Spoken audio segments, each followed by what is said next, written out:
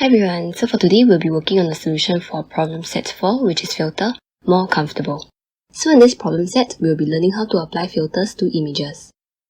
So for file formats like BMP, JPEG and PNG, they support 24 bits color using 24 bits per pixel. So these 24 bits consist of 8 bits that signal the amount of red, 8 bits that signal the amount of green, and another 8 bits that signal the amount of blue. So together, this gives you the 24 bits that determine the color of that particular pixel, and the respective values of R, G and B is between 0 and 255. So in an image file, the bits are actually arranged in a sequence where every group of 24 bits tells you the color of each pixel, which in turn will give you the image. Besides these bits, files also contain metadata, which contains information like the image height and width. So before we dive into the solution, don't remember to like this video and subscribe to my channel. This really helps with the algorithm and it will push up these videos for others who might be looking for the solution as well. Thank you so much for your support. Now let's move on to the walkthrough. Now moving on, let's talk about image filters and how they work. So essentially, an image filter involves a code that will change the pixel's color by a certain shade to achieve the desired outcome. So let's first talk about Grayscale, where you change a color image into varying shades of grey. So when the RGB value is 000, you get black, and when RGB is 255 for RG and B, you get white. So when the values of RGB are all equal, you will actually get varying shades of grey. So the closer you are to RGB each being 255, the lighter the shade of grey, and the closer you are to RGB being each 0, the darker the shade of grey. For every pixel that you are converting to grey, you actually just need to take the average of the RGB values to determine the shade of grey of the new pixel. So in this example, where R equals to 14, G equals to 120, and B equals to 190, you just need to actually add all of these up and divide by 3, which will give you 108. So the resulting color of the pixel would be RGB being each 108. Moving on to the next filter for reflect. This is done by flipping the image horizontally, and it's actually done by moving pixels around. So pixels on the left of the image will end up on the right and vice versa, and there is no change to the value of the pixels, only their horizontal position is changed. So in this example, the pixel will actually be moved to the end of the row, and the next pixel will be moved accordingly, and so on and so forth for the rest of the pixels. Next, for blur, this actually creates the effect of blurring and softening the image. This is done by changing the value of the pixel to the average value of its neighbouring pixels. So let's look at this image for example, and let's say we are working on the highlighted pixel 6. So to find the new value of this pixel when we want to blur it, we need to take the average of the surrounding pixels.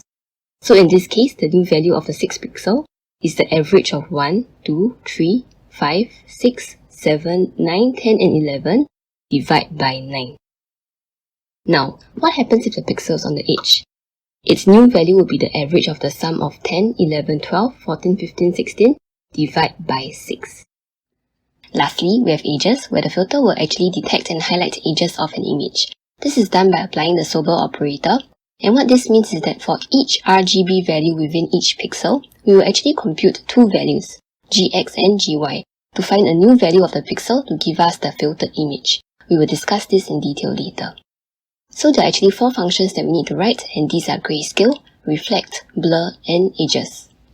But first, let's load the distribution code to see the files and code given. There are actually quite a number of files and it might seem overwhelming, but actually we just need to work only on one file. So let's just go through what each of the files does. First, we have images, which contains sample images for us to work with. Then we have bmp.h, which stores information about bitmap images and stores the struct needed to complete the assignment. Next, filter.c is the program that we will run these filters. And later on when we make a filter, the image with the filter applied will be saved as a brand new file. Helpers.c contains the functions that we are going to implement, so we'll be working out of the helpers.c file. Helpers.h is the header file that declares all functions that show up in helpers.c.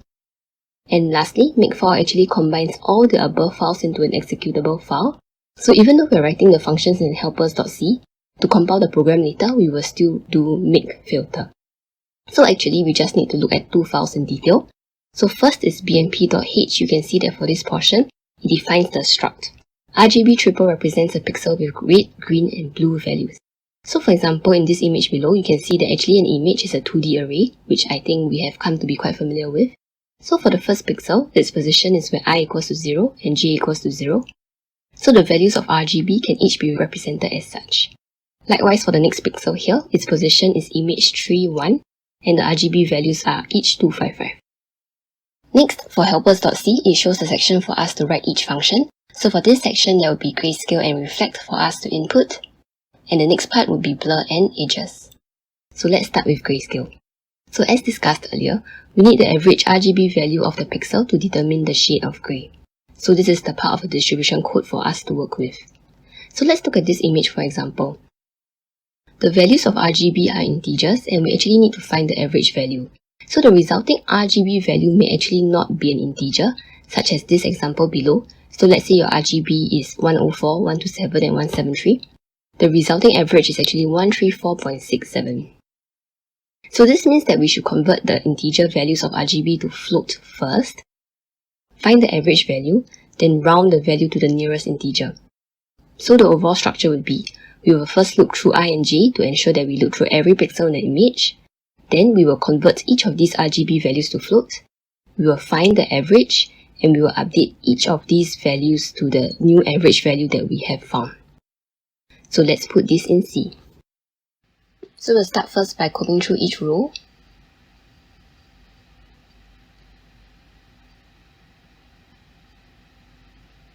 And then now we will comb through each column.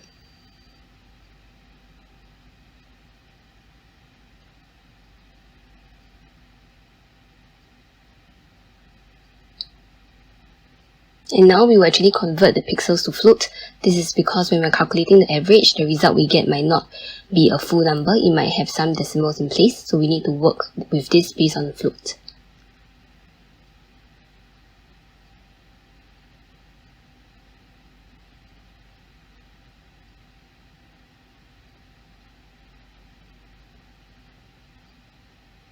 Now we will look for the average value. So we'll say that there will be an integer called average. And we will need to use round, so we'll do red plus green plus blue divided by 3 to find the average value, and using round, we'll round it to the nearest integer. And then now we need to declare that for the red, blue and green values, each of it will equals to the average that we have just found.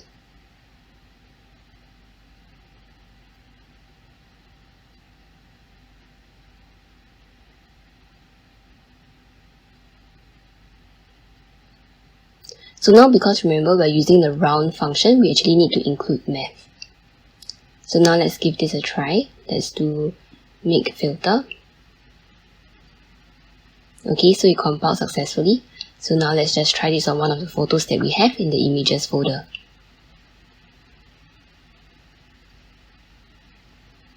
Okay, so now let me open out file.bmp and yep, there you go. So this is the grayscale image that we are looking for. Next, we will work on reflect. So this is done by only changing the horizontal positions of the pixels. So in this example, you can see that we flip the position of each pixel. One moves to the end, but notice for pixel 3, it is in the middle of the image and it remains in the position as it is in the reflected image. So how do we do this? We are actually trying to reverse the array and we will do so through the use of temp. So first we will need to remove 1 from its original position, but where does this go? So we will store it in a temporary variable called temp. And now that the cell is empty, we can shift the value of the last pixel into this position. So the pixel value is now updated. And then we will assign the temp value into the end of the array. So now we need to find out how to define the position of the pixel that we are swapping with. So what does this look like in code? So let's use an example where we need to reverse this array.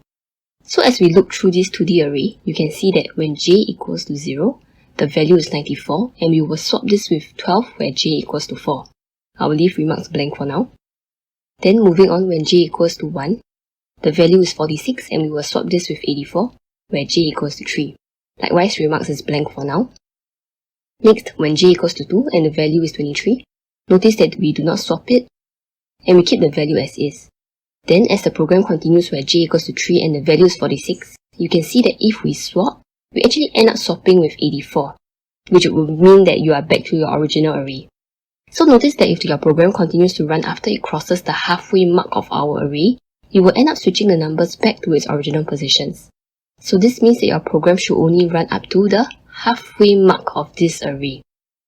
So this means we need to modify our loop such that the program only loops through j less than width divide by 2. So it will stop at the halfway mark. Now we need to come up with a formula to tell the program where to swap the numbers to. So for the first row where we swapped 94 and 12, you can see that when j equals to 0, we are swapping the values with the pixel at j equals to 4. And moving on, when j equals to 1, we are swapping it with the value where j equals to 3. So you can actually see a pattern. For the first row, you get j equals to 4 by taking the width of the image, which is 5, minus j, which is 0, plus 1. For the second row, you can actually find the value of the j that you want to swap your value into by taking width, which is 5, minus j, which is 1, plus 1, equals to 3, which is the value of j that you're trying to swap this into. So the formula to tell the program where to swap the numbers into can be found as width minus j plus 1. So putting it together, we will actually look through the image, create a temporary image for us to move the pixels out first. So that is RGB triple temp equals to image ij. Then we will move the new value of the pixel in, which would be image I, j equals to image I with minus j plus 1, which we have just explained. And then we will insert the value of temp into the last position. Okay? So for reflect, again, let's comb through each row first.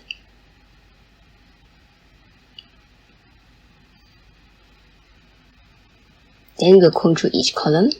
And remember, when we are combing through each column, we're going to do for int j equals to 0, j less than width divide by 2, as per what we discussed earlier on. Right? And then after that, I'll declare that there will be a temporary image called RGB triple temp. And then remember, I will copy the pixels over.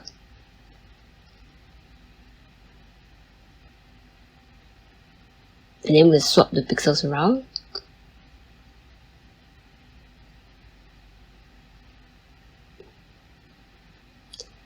And yep, that's actually essentially it for reflect. So now let's just compile it. So we'll do make filter. And then let's test it with one of the images that we have in the folder. So let's open out file2.bmp. And yep, you can see that the text there is reflected, so the filter works successfully. Next, let's work on blur. So blur is actually a little bit trickier, so I'll be spending more time on this. So for blur, this is actually done by assigning each pixel a new value which equals to the average of its neighboring pixels. So let's look at this example where we have a blue and red image. So looking at this particular pixel as an example, we will need the average of its surrounding values. So the respective R, G and B values will be based on summing up all the RGB values of the 9 pixels and getting the average. So likewise, for another pixel, we take the RGB values accordingly. Now, what happens if the pixel is on the edge? So the program will actually still look for the 8 surrounding pixels, but it should know to ignore the pixels outside of the image. So this means that the average value will just be based on the 4 highlighted pixels here. So after we work out the average value and get our new pixel value, what do we do with it? We cannot put the pixel back into this original image because when our program moves on to the next pixel, it will actually end up factoring this new pixel as it calculates its average pixel value. So essentially, if you put your new pixel back into the original image, you will ruin the blur function as it goes through the rest of the image. So what we should do is that we should actually create a temp copy of the image, park our new pixel values there, and insert these back into the original image after we complete blurring all the pixels. So what is the overall structure of the code? So we will first create a temporary copy of our image to store our newfound average pixel values as we loop through the original image. Then we will work on blurring our image. So we will first look through each pixel. Then we need to find its neighboring pixels, check that it's valid, and after that we need to do 2 things. Number 1, which is to calculate the sum of the respective RGB values and count the number of the valid neighboring pixels. Then we get the average value, round it off to the nearest integer, and then we will copy the new pixels into the image. So let's go step by step for this. So first, we will create a temporary copy of the image. So this is actually done by looping through each pixel of the original image and writing them into temp ij equals to image ij. So by doing so, you are just directly copying each pixel over. So next, we actually need to look through each pixel to find its neighboring pixels. So let's take a closer look at this particular one that we're looking at, which is the first pixel of this entire image. right? So to find this particular pixel, we will use our usual loop to go through this 2D array. So we will loop through I for the rows and j for the columns. So for every pixel that we loop through, we need to take a closer look at its neighboring pixels. So for now, we will ignore as to whether the pixel is valid or not. We will first focus on getting the neighboring pixels. So let's zoom in on this particular grid of 9 pixels. So this is the close-up of the grid that we are looking at. And what this grid shows is that it shows the coordinates of the neighboring pixels that are relative to the pixel that we are looking at. Okay, so because now we are looking at the coordinates of the neighboring pixels relative to the pixel, let's use x and y to represent it so we do not confuse it with I and j. So for the horizontal position of the neighboring pixels, it's represented by x, and it ranges from -1 to 1. And for the vertical position represented by y, it ranges from -1 to 1 as well. So hence, to find the neighboring pixels, we actually need to use another loop. So in a way, we're actually doing a loop within an overall bigger loop. So for int x equals to -1, and as long as x is less than 2, since the max value of x is 1 that we have just discussed, x will increase incrementally. And then now we will look through the columns where int y equals to -1, and y is also less than 2, since the max value of y is also 1, and this will increase incrementally by 1. So by doing this, what this loop does is actually to identify the neighboring pixels. Next, we need to determine the scenarios in which the pixels are invalid, and this will actually be when the pixels are along the edge of the image. So to do so, we first need the exact coordinates of these neighboring pixels. So in this example where we're looking at a pixel where I equals to 0 and j equals to 0, you can see that the coordinates of the highlighted pixel here is -1 and -1. So in another example where we're looking at a pixel where I equals to 2 and j equals to 3, the relative position of the circled pixel occurs when x equals to -1 and y equals to -1 from the original pixel. So the coordinates for this neighboring pixel can actually be defined as current x equals to 2, which is the I position of the current pixel that we're looking at, plus -1, which is the relative position of this pixel, equals to 1. And likewise for the y value, current y equals to 3, which is the j position of the current pixel, plus -1, which is the relative position of the pixel, right? So with that, we can actually shortlist the formula to find the coordinates of each neighboring pixel, and it's actually represented by int current x equals to I plus x, int current y equals to j plus y. So now we'll use another example just to check whether this formula is correct. So let's look at another pixel where I equals to 2 and j equals to 3. So for the highlighted pixel that we're looking at, int current x equals to I plus x equals to 2, which is the I position of the current pixel, plus x, which is 0, equals to 2.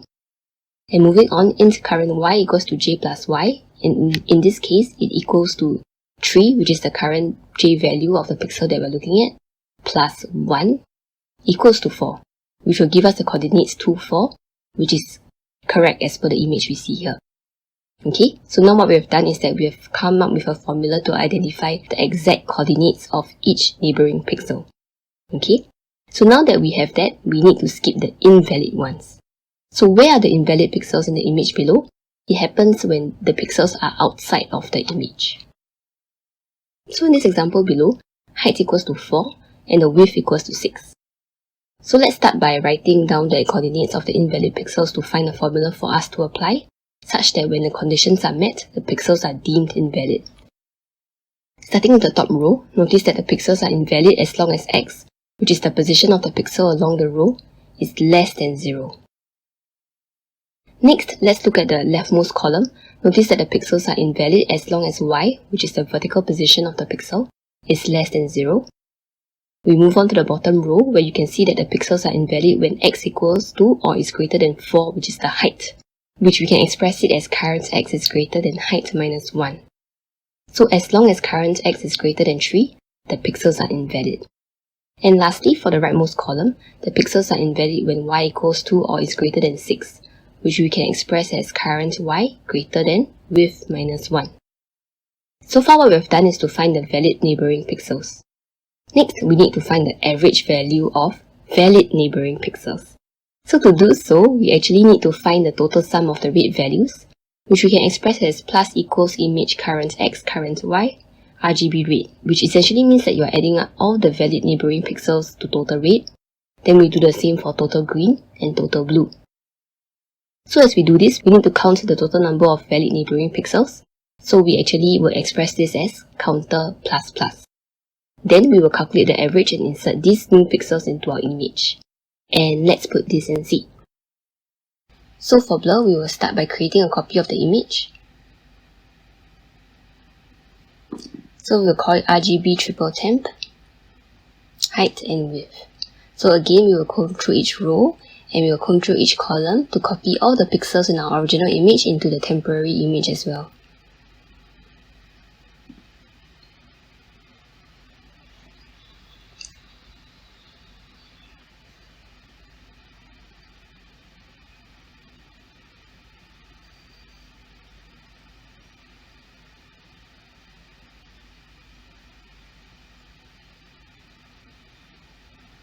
Okay, so next what we're going to do is that for the original image, we'll actually comb through the rows and the columns.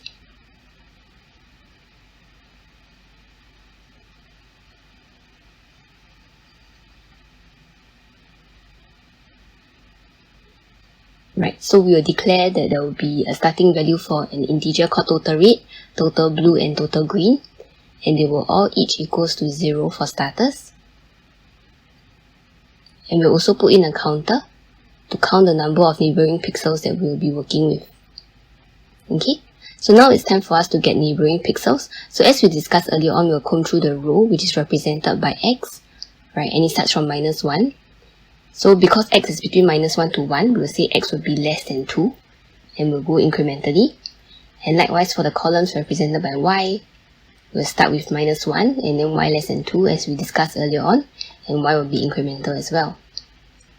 Okay, so int current x as discussed equals to I plus x, and int current y equals to j plus y. So now what we're going to do is that we'll check if the neighboring pixel is valid. So let me put a comment here.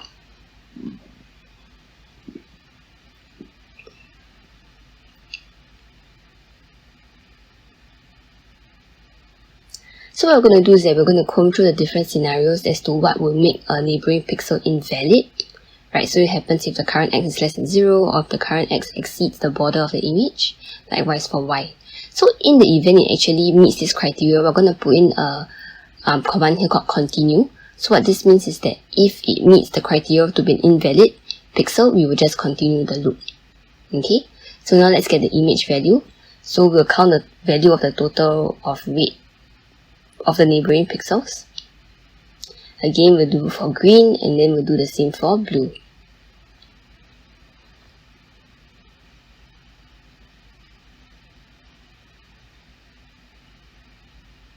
And remember that as we are doing this, what we need to do is that we also need to remember to count the number of neighboring pixels that we are working with. So we'll do counter plus plus. Now we need to calculate the average value of neighboring pixels. So we're going to just put in a comment there first. Calculate average of neighboring pixels.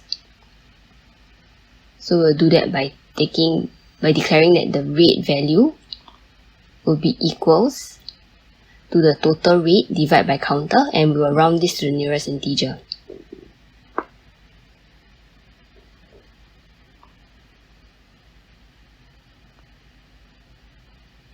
Okay, so what this means is that what we are doing is that we are putting all these new pixels into the temporary image that we have created.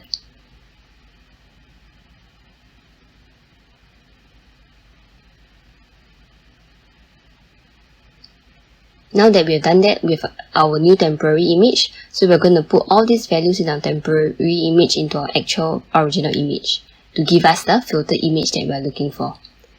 So again, we will just comb through the rows. So there will be for int I equals to 0, I less than height, and I plus plus. And then after that, we'll go through the columns.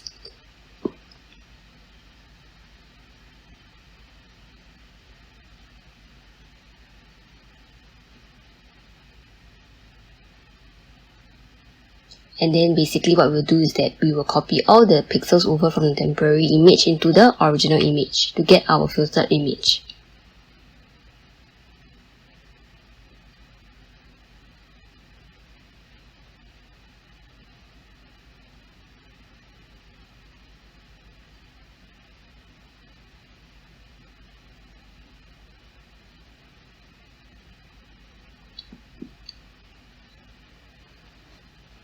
Okay, now let's try to compile this. Let's do make filter. Now let's try to run this with one of the images from the folder as well.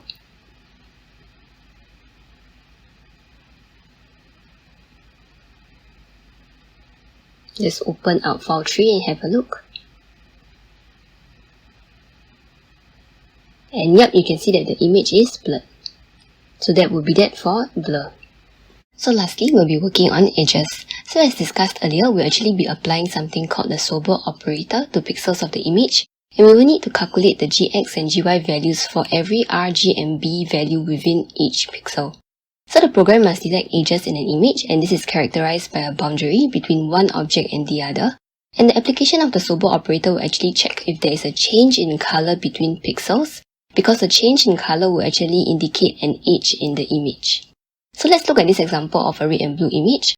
Notice that edges can actually happen in two directions, horizontally along the x-axis and vertically along the y-axis.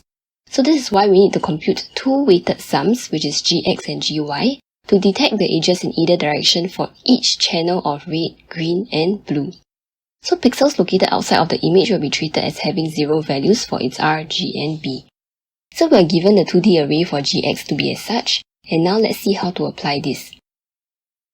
So let's focus on this particular pixel, and for this example, we will actually zoom in on the red channel. So this means we'll be calculating the gx value for the red channel. So to apply this sober operator, we'll actually look at the neighboring pixels and apply the following formula. So the top left value of the gx table will be multiplied with the neighboring pixel located on the top left of the pixel that we're looking at, and so on as we move down the table. So in this case, do remember that we're looking at the red channel, so we'll be focusing on the r value of every pixel in this grid.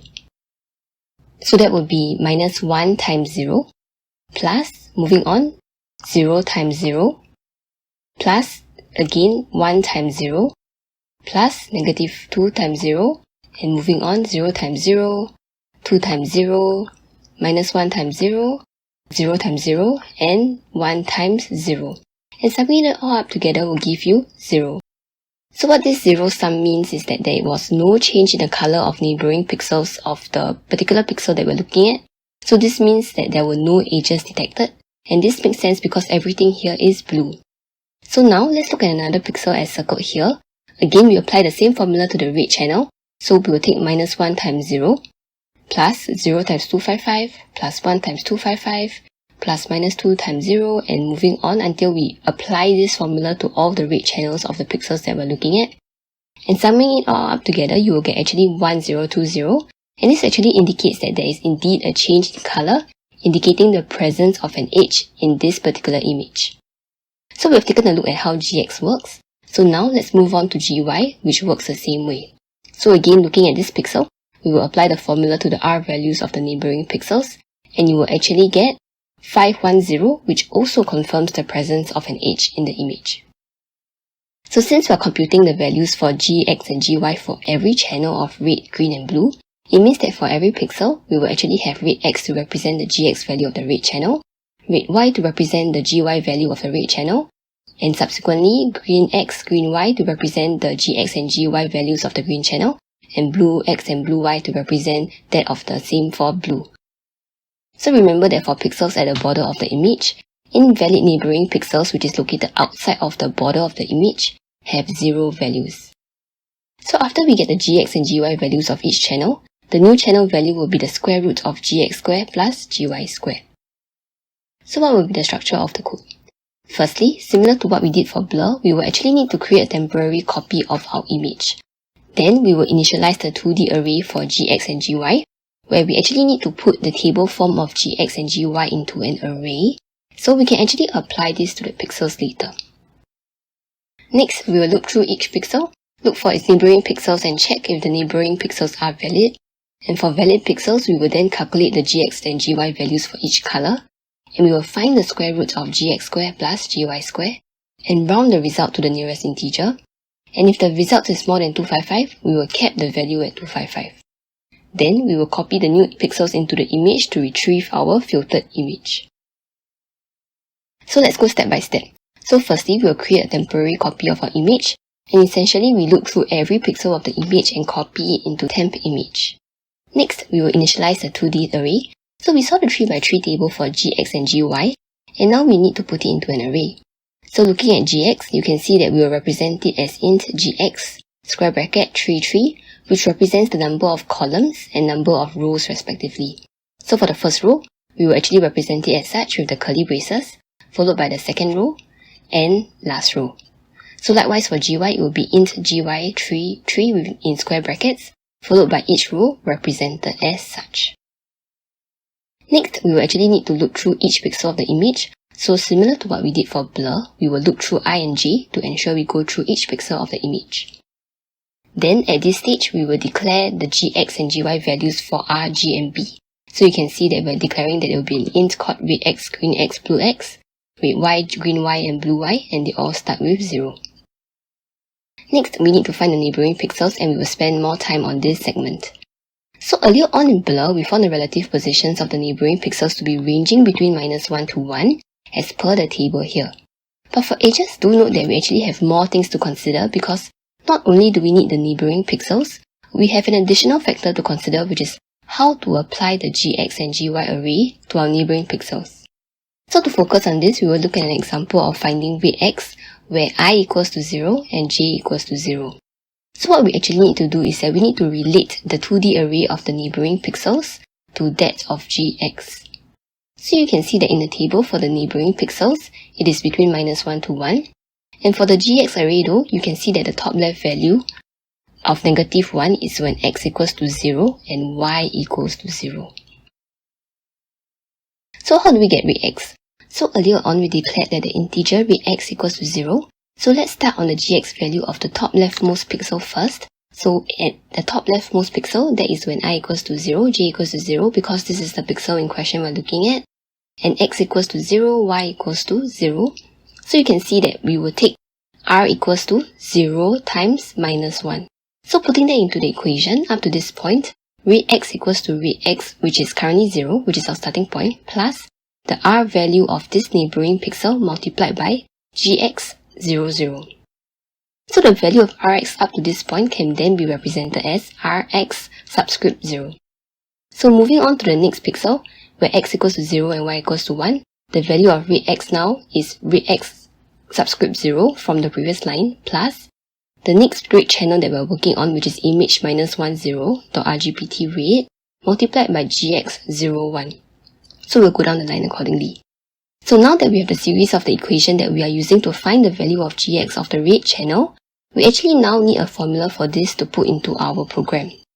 So taking a look at this, perhaps it's easier for us to start with this section first, where we can write down this part of the formula as gx xy. Right, because you can see that it directly corresponds to the value of x and y that we are currently working with. Next, we need to convert this part into a formula.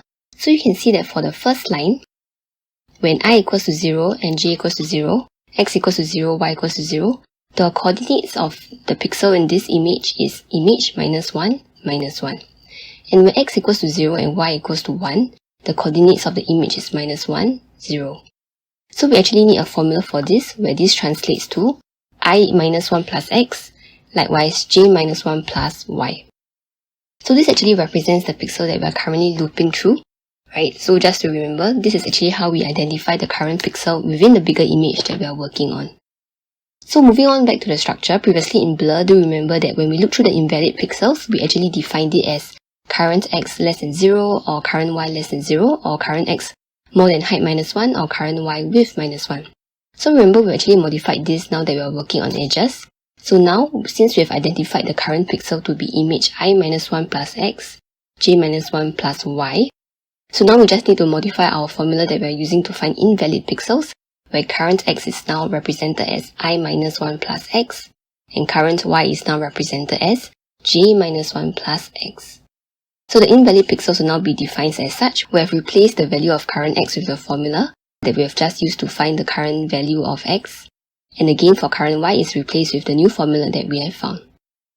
Okay, so now the hardest part is over. We've actually found the values of gx and gy based on what we've actually gone through. So now we'll find the square root of gx squared plus gy squared and round the values to the nearest integer. And as usual, if the value exceeds 255, we will actually cap the value at 255, and we will copy the new pixels into the image. So this part will be quite straightforward, so we can actually go straight to C. So for edges, what we're going to do is that we'll create a copy of the image first, similar to what we did for blur.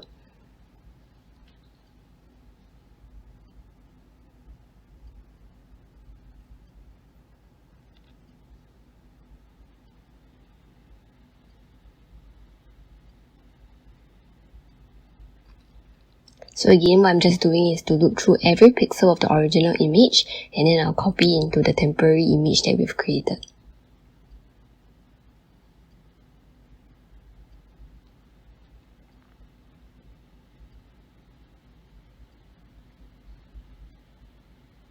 Okay, so now I'll move on to the next step, which is to initialize the 2D array for gx and gy.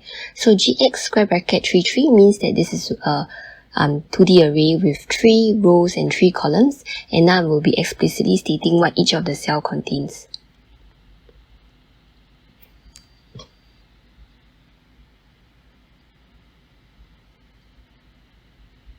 Likewise, I'll do the same for gy.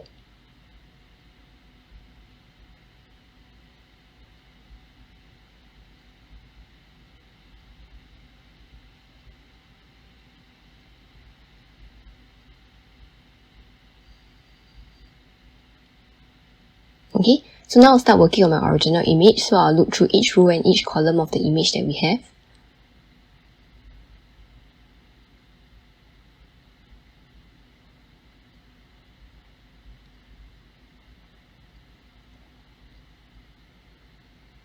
And at this stage, next, what I'm going to be doing is to declare the integers that we are going to have, which is red x, green x, and blue x to represent the gx values for RGB, and red y, green y, and blue y to represent the gy values for RGB that we'll be looking to find out soon.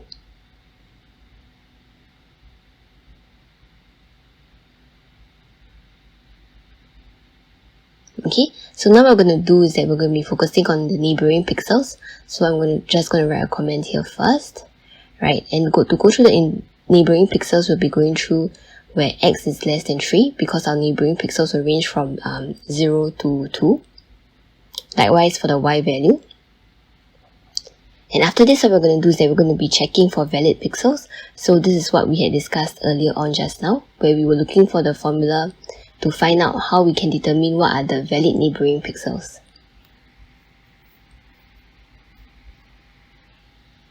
So what happens is that in the event the pixels are not valid, we're going to use this function called continue.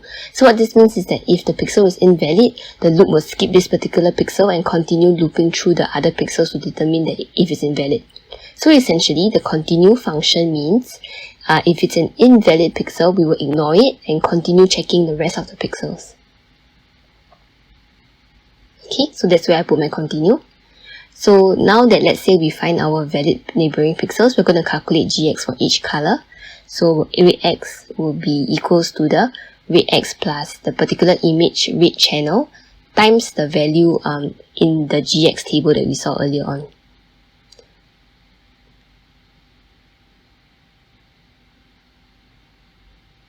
So we're going to do this for green and blue as well. So I'll just be repeating this line.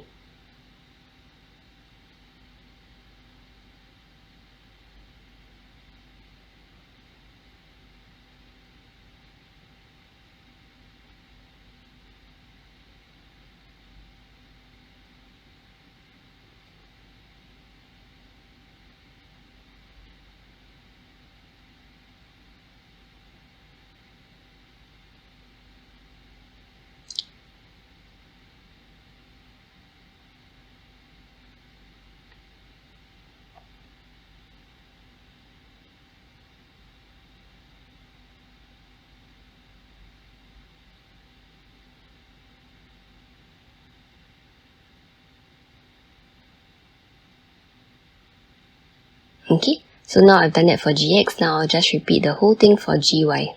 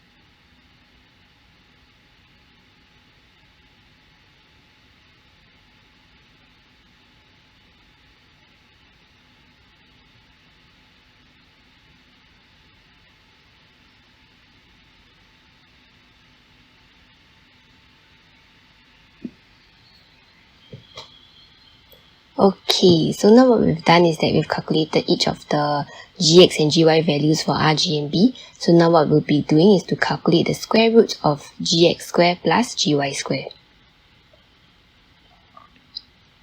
Right, so that will be done by saying int rate equals to square root of gx square plus gy square, and we must do this for each channel of r, g and b.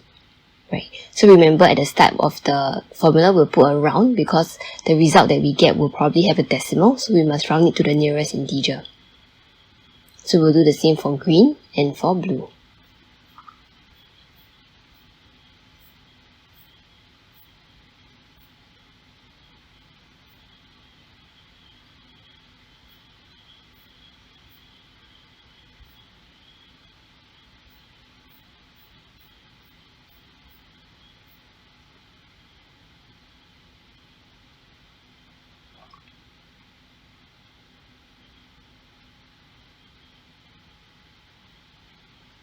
Okay, and remember we need to cap the value at 255 in the event it exceeds.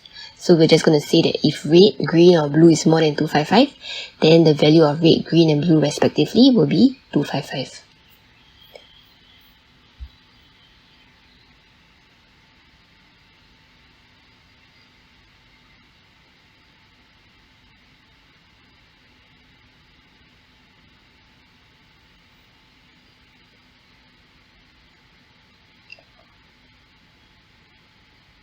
Okay, so now that I have the new values of red, green and blue, I'm going to be copying all these values into the temporary image that we have created.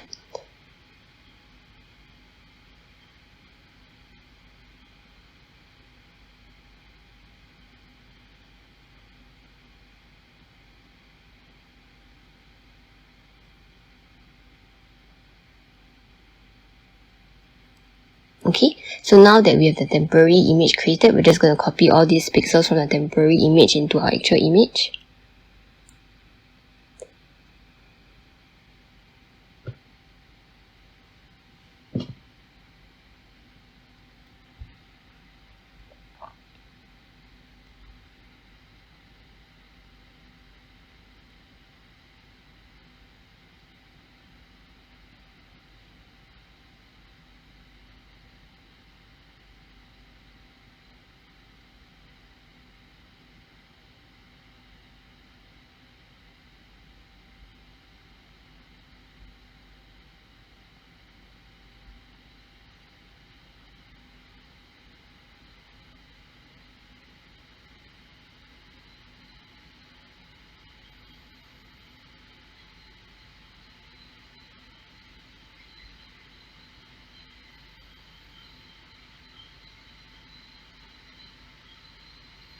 Okay, now let's try to compile. Let's make filter and we'll apply it to one of the images in the folder that we have.